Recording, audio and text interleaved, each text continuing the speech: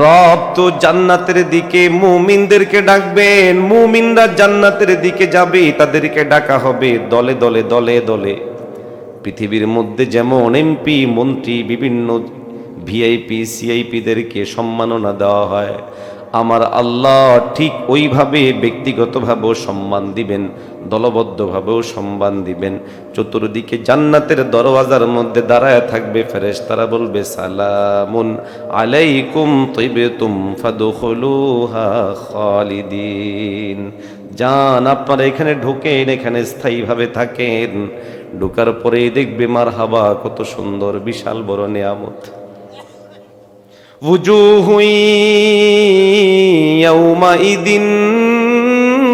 ناعمة, সেই দিন জান্নাত দেখার পর চেহারাটা বড় উজ্জ্বল হয়ে যাবে। নতুন জামাতা বিয়ে করার পর বাসর ঘরে গেলে যেমন নিজের পছন্দনীয় বিবি দেখলে চেহারা উজ্জ্বল হয়ে যায়, কাঙ্ক্ষিত বস্তু পেয়েছি, যা প্রত্যাশা করেছিলাম তাই পেয়েছি, আনন্দিত হয়। কেউ যখন শোনে আপনার জন্য সরকারের পক্ষ থেকে 100 কোটি টাকা আসতেছে, টাকাগুলো পাওয়ার পরে যখন দেখে আহা বিশাল বড় টাকা, যেমন চেহারা উজ্জ্বল হয়ে যায়। আপনাকে যখন চিঠি দিয়ে জানানো হয় আপনাকে অমুক মন্ত্রণালয়ে এমপি বানানো হলো, মন্ত্রী বানানো হলো, দায়িত্বশীল বানানো হলো, তখন চেহারা যেমন উজ্জ্বল হয়ে যায়, ইমানদারদের চেহারা এইরকম হয়ে যাবে। রব তার পরিষ্কার ভাষায় বলেন বুজুহু ইয়াউমাইদিন নাইমা, সেই দিন তাদের চেহারাগুলো উজ্জ্বল হবে। কেন? লিসাইহা রাদিয়া, দুনিয়ায় থাকতে কষ্ট হইতো, শীতকাল, উঠতে মনে চায় না, কম্বল ছাড়তে মনে চায় না, কম্বলকে ফেলে দিয়ে ফজরের সময় আল্লাহু আকবার বলে উঠে ঠান্ডা পানি দিয়ে ওযু করেছে, এই যে কষ্ট হলো। মনে চায় না হজে যাইতে, হজে গেলে 5 লাখ 6 লাখ খরচ হয়ে যাবে। মনেরে বুঝেছে মন, টাকা তো আমি কামাইছি কষ্ট করে, আমার আল্লাহর জন্য আমি কামাইছি, আমি আমার আল্লাহর জন্য খরচ করব, এই যে সাই করলো। মনে চায় না 5 ওয়াক্ত আজান দিলে মসজিদে আসি, তারপরেও আসে, এই যে কষ্ট করলো। মনে চায় না রোজা রাখতে, খিদার যাতনায় মরে যায়, কেমন কেমন লাগে, কিন্তু এরপরেও আসলো। রব বলেন লিসাইহা রাদিয়া, তারা সেই দিন আনন্দিত হবে, খুশি হবে, পুলকিত হবে। কেন হবে? তাদের ওই কাজগুলোর বিনিময়ে তারা দেখবে যে এই কাজগুলোর ফলাফল আমাদের আল্লাহ আমাদেরকে দান করেছেন। আল্লাহু আকবার। মুসলমান ভাইরা আমার, সুতরাং আপনি আমি হিসাব লাগানো জরুরি, হিসাব লাগানো জরুরি, হিসাব লাগানো জরুরি। আল্লাহ পাক কালামে হাকিমে পরিষ্কার বলছেন ইখতারাবা লিন-নাসি হিসাবুহুম ওয়া হুম ফি গাফলাতিম মুরিদুন, লোকদের হিসাবের সময় তো ঘনিয়ে আসছে, কিন্তু লোকেরা বড় গাফেল। ব্যাপারগুলো বোঝার চেষ্টা করেন। আমার দাম কত? আমার জানের দাম কত? আমার মালের দাম কত? সহজ কথা, আমি যেই জিনিসের বিপরীতে চুক্তিবদ্ধ হলাম ওই জিনিস যেমন দামি, আমিও দামি। কথা বলেন, আরো আসতে বলে না, বুঝতেছেন না? বুঝে বলি। বাজারের নাম কাশীপুর। কাশীপুর বাজারে জায়গা বেচবে 1 শতক।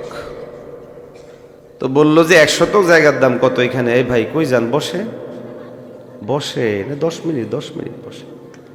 কাশীপুর বাজারে জায়গা বেচবে, তো জায়গার দাম মনে করেন শতক, ধরে নেন 40 লাখ টাকা। সময় দিল আপনাকে 15 দিন, 15 দিনের ভিতরে 1 শতক কিনতে হলে 40 লাখ লাগবে। তাহলে এই 15 দিনের দাম আপনার কাছে হিসেব করতে হবে। প্রতিদিন আমাকে 2 লাখের উপর কামাইতে হবে, প্রতিটা দিন আমার কাছে 2 লাখের চেয়েও বেশি দামি। কথা বলেন ঠিক না বেঠিক? ওই পরিমাণ টাকার বিনিময়ে যে 40 লাখ টাকা লাগে, ওই টাকা অনুপাতেই জায়গাটাও দামি। একটু গভীরভাবে বুঝুন, আমাদের জান, আমাদের মালের বিনিময়ে চুক্তি হচ্ছে জান্নাতের। এখন জান্নাত কাশীপুর বাজারের সমান? ওমা কথা বলেন। ছাগল নাইয়া বাজারের সমান, ফেনী বাজারের সমান। কত বড় আমাদের কল্পনাতেও নাই। আদনা কোনো মুসলমানকে যে জান্নাত দিবে, সেই জান্নাত কত বড়? দুনিয়ার চেয়ে কয় গুণ বড়? 10 গুণ বড়। 10 গুণ বড় জান্নাতের মালিক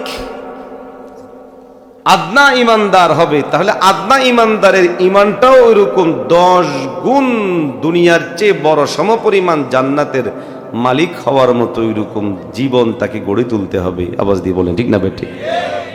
স্বর্ণ একটু, কিন্তু এটার বিপরীতে লাগে এত টাকা, ঠিক না?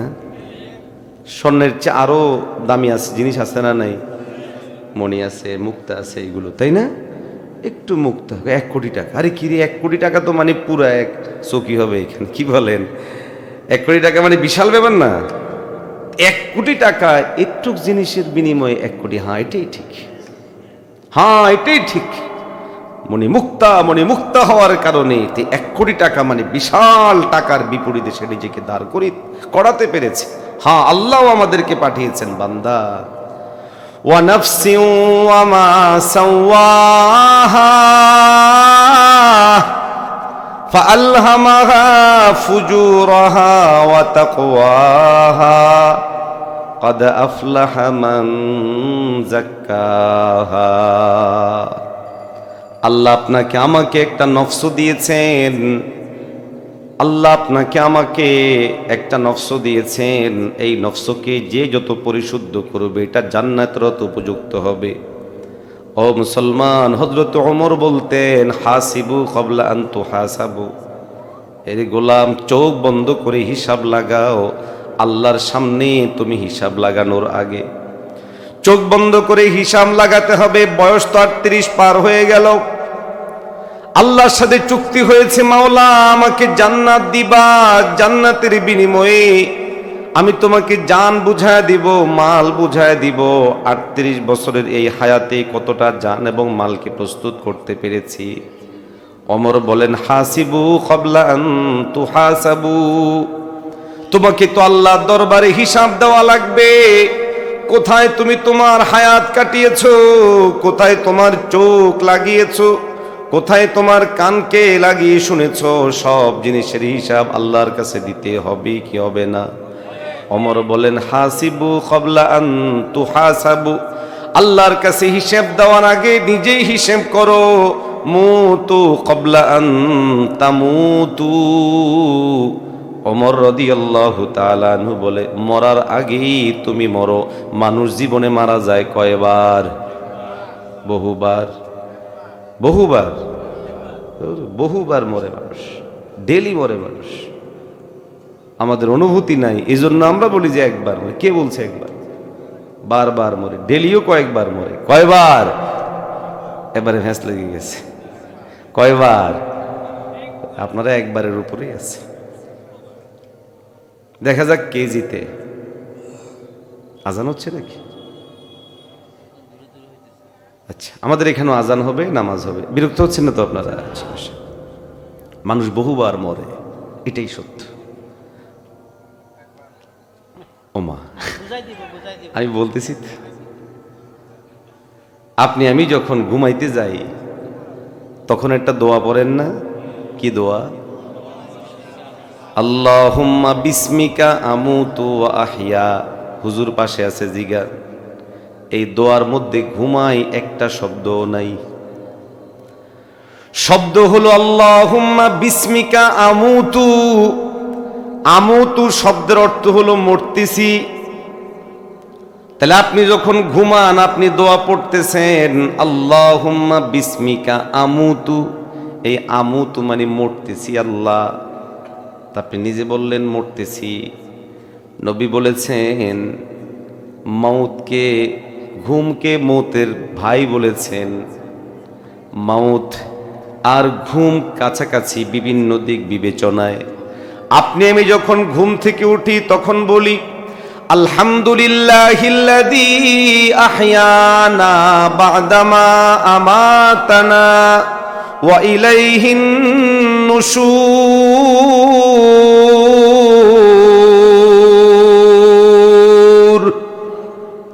আপনি আমি দোয়া পড়ি, সমস্ত প্রশংসা সেই আল্লাহর প্রশংসা করি সেই আল্লাহর যিনি আমাদেরকে আহিয়ানা জিন্দা করেছেন, বাদামা আমাতানা মারার পর যিনি আমাদেরকে জিন্দা করেছেন। তাহলে বোঝা যায় ঘুমের আগের দোয়ার মধ্যেও আছে আল্লাহ মরতেছি, ঘুম থেকে উঠেও বলতেছেন সমস্ত প্রশংসা সেই আল্লাহর, যেই আল্লাহ আমাদেরকে মারার পর আবার জিন্দা করেছেন। আমরা আবার সেই রবের কাছে ফিরে যাব। তাহলে বলেন, মানুষ মরে একবার, কয়বার? জোরে বলেন। অনেকবার মরে, অনেকবার মরে, বহুবার মরে। কিন্তু আপনি আমি মৌতের তাসাব্বুর নাই, বুঝ নাই। আল্লাহ তো প্রতিদিন কমপক্ষে একবার করে আমাদেরকে মেরে বুঝাচ্ছেন, বান্দা তুমি বড় দুর্বল। এমন একটা পরিবেশ তোমার মধ্যে আসে, তুমি আর শোনো না, তুমি আর দেখো না, তুমি আর গ্রাণ নাও না, তোমার আর কোনো হুঁশ থাকে না। এই দেখো, একজন মানুষ মরে গেলে যেমন দেখে না, একজন মানুষ মরে গেলে যেমন সে শোনে না, একজন মানুষ মরে গেলে তার পঞ্চ ইন্দ্রিয়র মধ্যে যেমন কোনো উপলব্ধি থাকে না, তোমার মধ্যেও কোনো উপলব্ধি নাই। প্রত্যেক দিন আমাদেরকে আল্লাহ মারেন, আবার আল্লাহ মেহেরবানি করে জিন্দা করেন, কিন্তু অনুভূতি না থাকার কারণে আপনি আমি বুঝি না, আপনি আমি টের পাই না। আওয়াজ দেন ঠিক নেই। এই জন্য ওমর বলেছেন, মুতু ক্বাবলা আন তামুতু, মরার আগে মরেন, মরার আগে মরেন, মরার আগে মরেন। এখন ঘুম এটা একটা মরণ তো হলো, কিন্তু এর বাহিরেও ইলমুত তাসাউফে, ইলমুত তাজকিয়ায়, পীর মুরিদিতে ওলামায়ে কেরামগণ একটা মুরাকাবা করায়, মুরাকাবাতুল মাউত, মৌতের মুরাকাবা। চোখ বন্ধ করে ভাববেন, আমি এই মুহূর্তে কবরের মধ্যে আছি, আমি মরা লাশ। আমি মারা যাওয়ার পর আমার স্বজনরা কি করে, কেমন করতে পারে, কি হতে পারে, আমার সাথে কেমন হতে পারে, এটা একটা তাসাউর। আরেকটা তাসাউর হলো চোখ বন্ধ করে আপনি মৌতের মুরাকাবা করবেন, শ্বাস বন্ধ করেন, 15 সেকেন্ড 20 সেকেন্ড পর হঠাৎ মনে হবে সব বের হয়ে যাচ্ছে। আধা মিনিট 1 মিনিট থাকলে দেখবেন মনে হয় যেন সব কিছু বের হয়ে যাবে। ওলামারা বলেন তাসাউর করেন, মৌতের তাসাউর, মৌতের মুরাকাবা, মৌত বুঝার চেষ্টা করেন। আপনি আমি যখন মৌত বুঝার চেষ্টা করব, বুঝবো মৌত কি পরিমাণ কষ্ট। ওয়ান্নাজিআতি গারকা, কোরআন শরীফে আল্লাহ বলেন কিছু ফেরেশতা এমন আছে যারা টেনে টেনে বের করে। আমি যদি গুনাহগার হই, আমার রূহ তো টেনে টেনে বের করবে, সহ্য করতে পারবো নি। এই জন্য ওমর বলেন, মুতু ক্বাবলা আন তামুতু, মরার আগে মরে যাও।